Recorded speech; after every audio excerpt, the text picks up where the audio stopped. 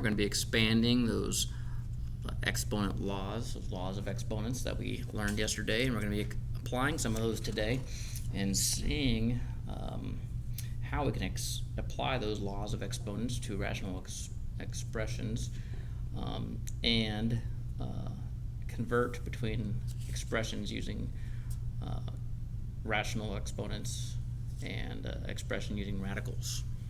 Right, so given a radical, go back and forth from exponents to radicals and radicals and exponents. So starting off pretty easy with some review, 16 to the first equals 16, remember, and anything to the 0th equals 1. That's a real quick warm-up. Those are the easy ones to remember. All right, so let's go over something a little bit more challenging here. What's another way to write like 6, the square root of 6? What's another way to write that? Aside from like 2, aside from like 3 times square 3 times 2, which consolidates that back down to square root of 6. You can't really reduce this anymore. Well, how do I write this in an exponent form? Right? I can write this like square root of 6. Right, I guess I kind of already wrote that. Well, if I want to write this, how do I write this? Take a 6. What do I have to raise? If I wanted to square it, right, that's like the opposite of this, right? But if I wanted to take the 1/2, right, this is the equivalent, right? So these are the same thing, okay? But what if I wanted to say 6 to the 1/2, that's the square root of 6, times the square root of 6, right? If I did the same thing like this, square root of 6 times the square root of 6, well, if I take the square root of 6 and multiply it by the square root of 6, it would be the square root of 6 squared, right? The squares would kind of cancel each other out and it would equal 6, right? If you look at the laws of exponents, right, you have the 2 powers. Let's see which power, which one will we use here? No. Here we go. They add up together here. This is the product of power one, right? So this it could be like 6 times the 1/2 plus 1/2, right? So this would be equal to 6 to the 2/2, which equals 6 to the first, and then this is going to be equal to anything to the first equals itself, which equals 6. So you can see that this is all just like one way or multiple ways to write the same stuff. Okay, so how about we do something different? How about we do it with like a cubed root, right? So we have the cubed root of 3 times the cubed root of 3 times the cubed root of 3.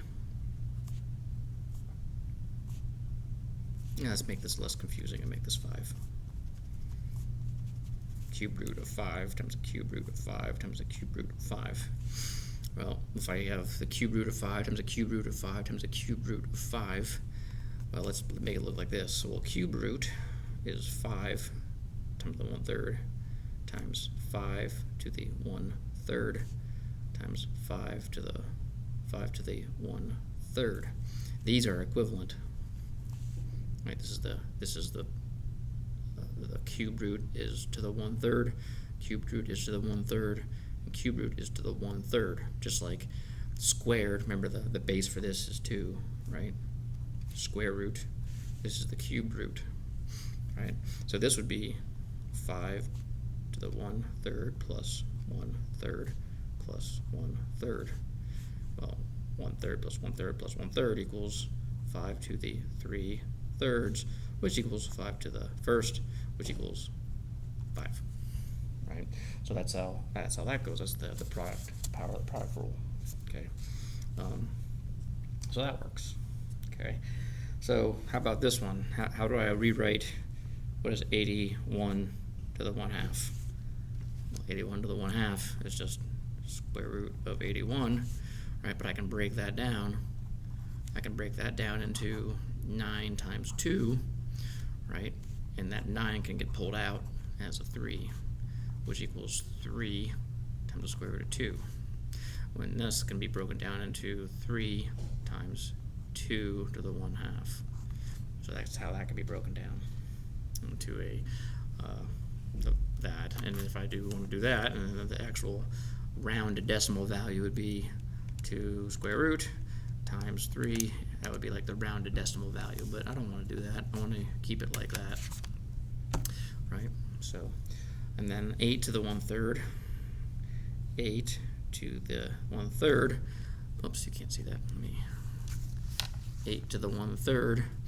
Well, that's just going to be the cube root of 8. Well, let me break that down into, let's see, I got 4 times 2. Well, that can be equal to 2 times 2 times 2. That's 3 2's multiplied together, so that's going to be equal to just 2, which is the cube root of 2, which is the cube root of 8. All right, so if I can show you 8 to the 1/3 is just 2. That's pretty cool. All right, so how about this one? Negative 216 to the 1/3.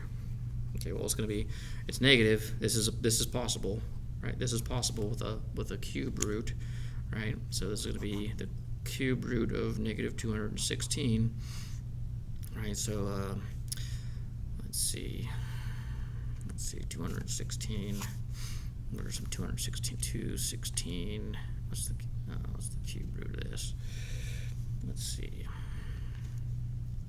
What do I need to multiply 3 times to get 216? How about 4?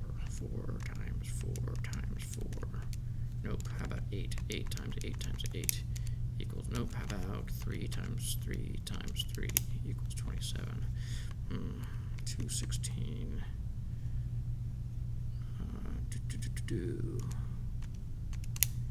6. Well, I could have done 6. 6 times 6 times 6 is 216. All right, so this is going to be the square root of negative 6 times negative 6 times negative 6. All right, so which is also equal to negative 6. So that's how that one's going to be. Okay, so that's how I figured that one out. All right. So that's how you kind of break these things up. Let's do a little bit more complicated here. Those are just adding exponents effectively together. What if we had something like, let's say, oh man, let's do like, let's do 5 raised to the 26th over 7 multiplied by 5 to the 9/7. All right, so what do we do there? Well, we still have to add the exponents because these have the same bases. Well, I guess the same denominators. Let's do this. 5. All right, same bases. Okay, same denominator in the exponent, right? I can add these together, right? So this would be equal to 5.